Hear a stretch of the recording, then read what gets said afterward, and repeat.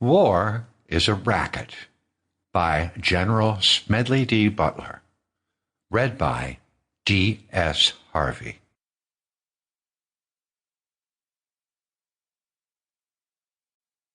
War is a Racket. Chapter 1. War is a Racket. War is a racket. It always has been.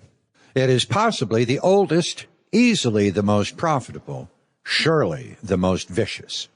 It is the only one international in scope. It is the only one in which the profits are reckoned in dollars and the losses in lives. A racket is best described, I believe, as something that is not what it seems to the majority of the people. Only a small inside group knows what it is about. It is conducted for the benefit of the very few at the expense of the very many. Out of war, a few people make huge fortunes. In the World War, a mere handful garnered the profits of the conflict. At least 21,000 new millionaires and billionaires were made in the United States during the World War. That many admitted their huge blood gains on their income tax returns. How many other war millionaires falsified their tax returns, no one knows.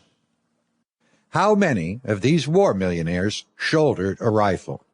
How many of them dug a trench?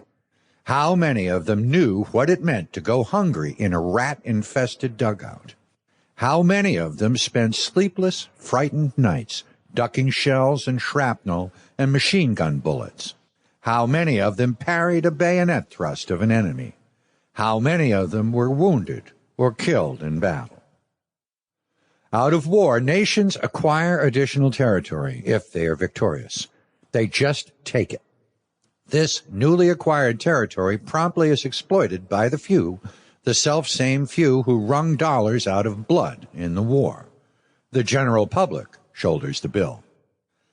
And what is this bill? This bill renders a horrible accounting. Newly placed gravestones, mangled bodies, shattered minds, broken hearts and homes, economic instability, depression and all its attendant miseries, back-breaking taxation for generations and generations. For a great many years, as a soldier, I had a suspicion that war was a racket. Not until I retired to civil life did I fully realize it. Now that I see the international war clouds gathering, as they are today, I must face it and speak out. Again, they are choosing sides. France and Russia met and agreed to stand side by side. Italy and Austria hurried to make a similar agreement.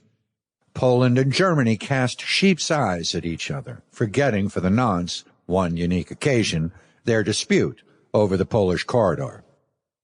The assassination of King Alexandria of Yugoslavia complicated matters.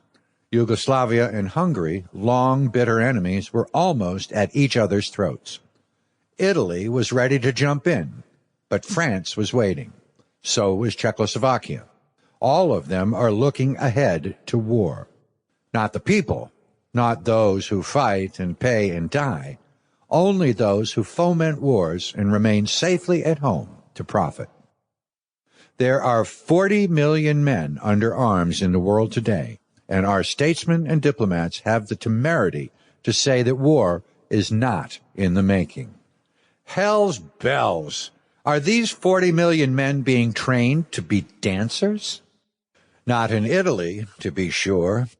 Premier Mussolini knows what they are being trained for. He, at least, is frank enough to speak out. Only the other day, Il Duce, in International Conciliation, the publication of the Carnegie Endowment for International Peace, said, quote, "And above all, fascism, the more it considers and observes the future and the development of humanity quite apart from political considerations of the moment, believes neither in the possibility nor the utility of perpetual peace. War alone brings up to its highest tension all human energy and puts the stamp of nobility upon the people who have the courage to meet it." End quote. Undoubtedly, Mussolini means exactly what he says. His well-trained army Sample complete. Ready to continue?